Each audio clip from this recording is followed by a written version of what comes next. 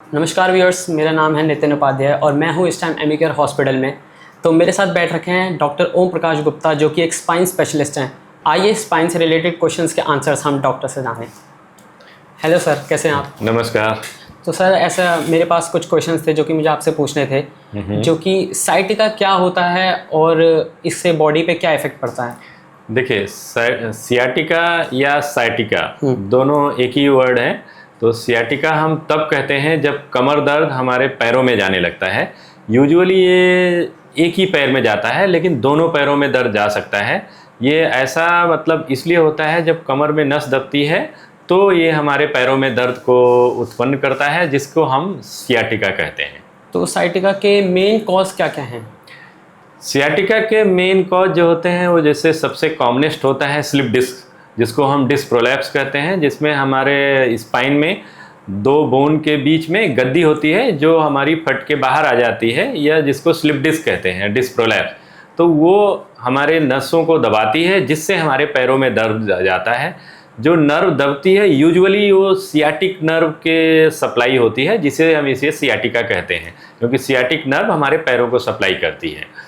तो other causes भी होते हैं, जिसमें कि हम मतलब कि स्टेनोसिस, स्पाइनल कनाल स्टेनोसिस, जो कि एज के साथ होती है। अदर कॉजेज में इन्फेक्शन हो सकता है, ट्यूमर हो सकता है, लेकिन बहुत रेयर कॉजेज हैं। मेन कॉज जो होता है वो स्लिप डिस्क या डिस्क प्रोलैप्स जो हम कहते हैं, उसके कारण होता है सियाटिका। सो जो सियाटिका का दर्द होता है, जो पेन होता है, वो नॉर्मल बैक पेन से कैसे अलग होता है? सियाटिका का दर्द, नॉर्मल बैक पेन जो होता है वो खाली कमर में दर्द होता है, उसमें पैरों में नहीं जाता है। अगर वही कमर दर्द पैरों में दर्द जाने लगे, पैरों में झंझनाहट सुन्नपन होने लगे, या पैरों में करंट जैसा आने लगे, तो इसको हम ये कहते हैं, तब हम सियाटिका बोलते हैं। अदरवाइज हम नॉर्मल बैक पेन को बैक पेन बोलते हैं, जो कि मैकेनिकल बैक पेन कहते हैं। लेकिन अगर ये पैरों में जाने लगे तब हम इसको सियाटिका बोलते हैं। सो सियाटिका एक परमानेंट सॉल्यूशन है या फिर ये बार बार हो सकता है? सियाटिका का परमानेंट सलूशन भी होता है और ये दोबारा भी हो सकता है, लेकिन परमानेंट सलूशन में हम इसमें सियाटिका के जैसे कुछ चीज़ें होती है, अगर हम प्रिकॉशन लेते हैं तो हम सियाटिका को लॉन्ग टर्म तक हम उसको, या परमानेंट जिसको हम कहते हैं, मतलब कि अगर लॉन्ग टर्म रिलीफ रहता है पेन से, तो हम उसको परमानेंट भी कह सकते हैं। तो ऐसे केसेज में हमें कुछ प्रिकॉशन रखने होते हैं, जैसे कि हैवी लोड नहीं उठाना है, आगे झुक के काम नहीं करना है, और प्रॉपर पॉस्चर रखना है। फिजियोथेरेपी में कुछ बैक की एक्सरसाइजेस सिखाई जाती हैं, वो लाइफ लॉन्ग करना है। और कुछ डाइट्स में जैसे कि मतलब स्मोकिंग हमको नहीं करना चाहिए, क्योंकि स्मोकिंग निकोटीन जो होता है वो डिस्क को डीजनरेट करता है और स्लिप डिस्क को बढ़ाता है। तो ऐसे कुछ प्रिकॉशंस हैं, अगर आप ये लॉन्ग टर्म फॉलो करते हैं तो आपको चांसेस बहुत कम है दोबारा होने के सियाटिका। सो इसके बिना सर्जरी के क्या क्या इलाज हो सकते हैं? बिना सर्जरी के यूजुअली ये मिथ है कि हमें सियाटिका हो गया तो लोग सोचते हैं कि अब तो हमें सर्जरी करानी पड़ी।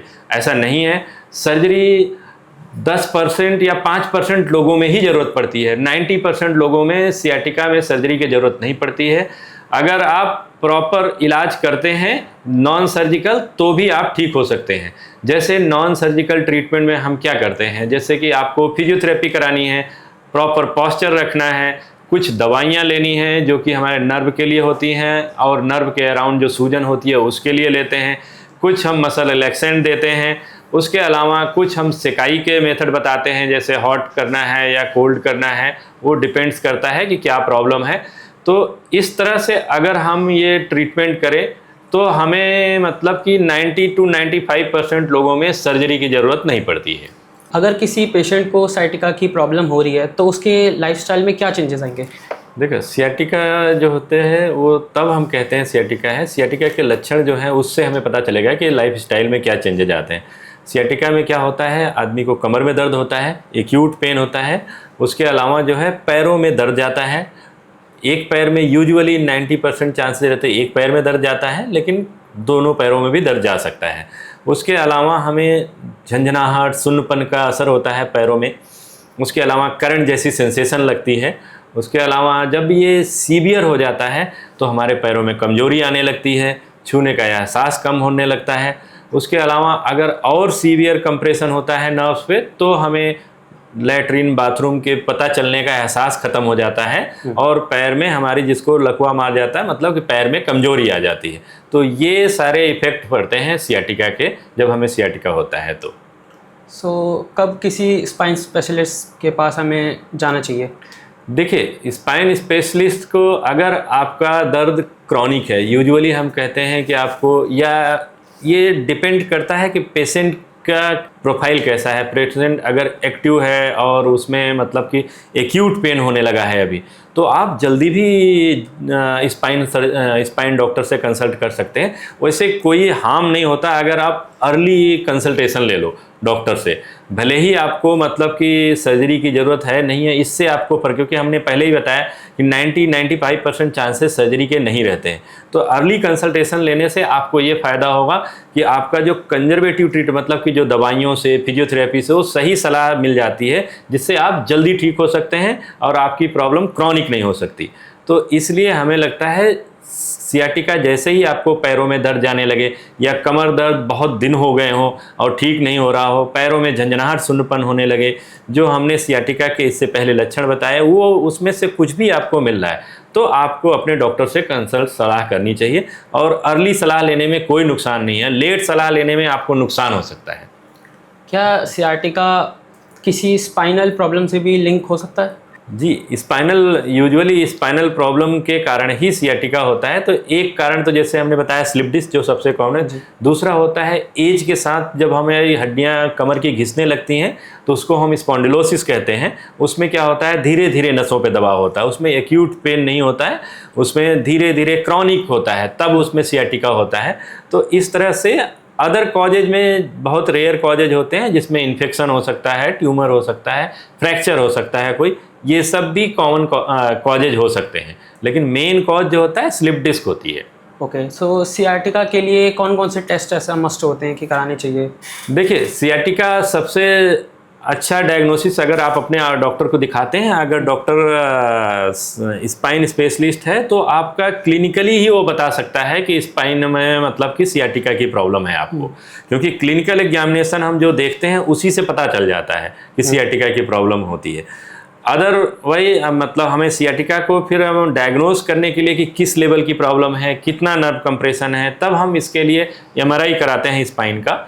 उसके अलावा रेयर में हम मतलब कि कभी कभी हमें ज़रूरत पड़ती है कि NCV, जिसमें नर्व कंडक्शन वेलोसिटी कहते हैं, वो टेस्ट करानी पड़ती है। बेसिक टेस्ट एक्सरे हम जरूर कराते हैं शुरू में ही पेशेंट का, जिससे हमें ये पता चल जाता है, आइडिया लग जाता है कोई बोनी प्रॉब्लम तो नहीं है, कोई स्लिप मतलब कि वर्टिब्रा एक दूसरे के ऊपर स्लिप तो नहीं कर रही है। तो हमें ये बेसिक एक्सरे, MRI और रेयर केसेज में हम NCV कराते हैं। ये नॉर्मल हम टेस्ट कराते हैं यूजुअली सियाटिका के केसेज में। सो सियाटिका, जैसे अभी सियाटिका की प्रॉब्लम काफ़ी बढ़ती जा रही है, तो इसके लिए वार्निंग साइंस क्या क्या होंगे? वार्निंग साइन, अब जैसे आपको अगर कोई दर्द, कमर का दर्द बहुत क्रॉनिक हो रहा है, मतलब 2 हफ्ते 3 हफ्ते से ज़्यादा हो रहा है, तो आपको ध्यान रखना चाहिए, क्योंकि अगर इतना usually normal mechanical back pain जो होते हैं वो आपको 5-7 दिन में चले जाते हैं। अगर लंबे समय तक 2-3 हफ्ते से आपका कमर दर्द है, तो आपको ये वार्निंग साइन है। उसके अलावा पैरों में दर्द जाने लगे, ये भी वार्निंग साइन है। पैरों में झंझनाहट सुन्नपन हो, ये भी वार्निंग साइन है। और अगर आपको छूने का एहसास कहीं पे कम होने लगे या पैरों में कमजोरी आने लगे, तो ये आल जो है ये सब वार्निंग साइन है, जिस समय आपको जल्दी डॉक्टर से अपने सलाह लेनी चाहिए।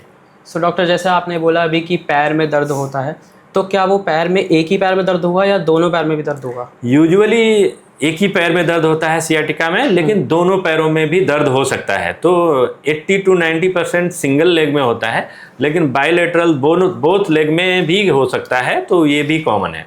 यूजुअली क्या रहता है, स्लिप डिस्क अगर बहुत बड़ी होती है तो दोनों पैरों में दर्द जाता है, लेकिन अगर छोटी है तो एक ही पैर में जाता है, अगर एक साइड में है डिस्क। और स्टेनोसिस जो कि ओल्ड एज में होती है, तो उसमें यूजुअली दोनों पैरों में दर्द जाता है। तो इस तरह से हम लोग डिफ्रेंशिएट कर सकते हैं। अच्छा, तो जैसे जैसे एज बढ़ती जाती है उस हिसाब से क्या सियाटिका का खतरा बढ़ते जाता है या फिर नॉर्मल? हाँ जी, ओल्ड एज में सियाटिका खतरा इसलिए बढ़ जाता है क्योंकि ऑलरेडी एज के साथ साथ जो हमने स्पॉन्डिलोसिस बताई, जिससे हमारा जो स्पाइन में घिसाव होता है, उसके कारण वहाँ पे नसों पे दबाव धीरे धीरे एज के कारण शुरू हो जाता है। तब उसमें अगर एक्यूट डिस्क प्रोलैप्स हो जाए तो उसमें चांसेस ज़्यादा हैं नर्व कंप्रेशन के। और यंग एज में क्या रहता है, उसके चांसेस कम रहते हैं, लेकिन यंग एज में जो होता है वो, क्योंकि इसमें एक्यूट जब स्लिप डिस्क होता है तभी हमें ऐसा होता है। सियाटिका को ठीक करने के लिए मतलब हमें कौन कौन सी एक्सरसाइज करनी चाहिए?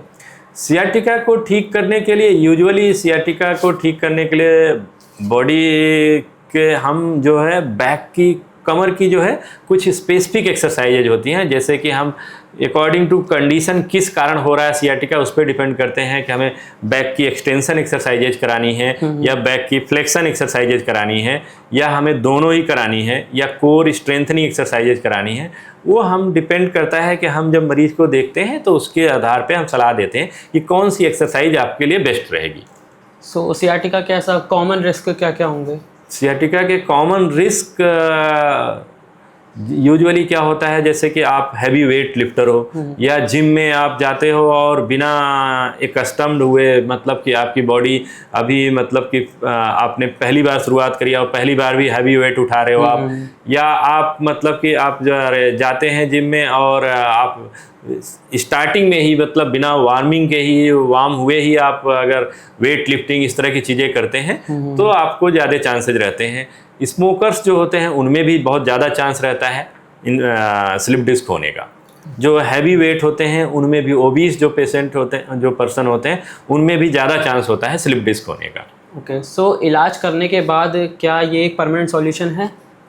यस, हाँ जी, परमानेंट सोल्यूशन का मतलब होता है लॉन्ग टर्म रिलीफ, हम ये सोचते हैं। तो परमानेंट सोल्यूशन में हम ये देखते हैं कि अगर वो माइल्ड है तो यूजुअली हमें दवाइयों, एक्सरसाइज और प्रिकॉशन हम जो बताया आपको कि आगे नहीं झुकना है, कोई भारी वजन नहीं उठाना है, अगर ये सब प्रॉपर पॉस्चर, अगर ये सारा फॉलो करते हैं तो आपको परमानेंट के मतलब लॉन्ग टर्म रिलीफ रह सकता है। बहुत बहुत धन्यवाद आपका डॉक्टर ओम प्रकाश गुप्ता।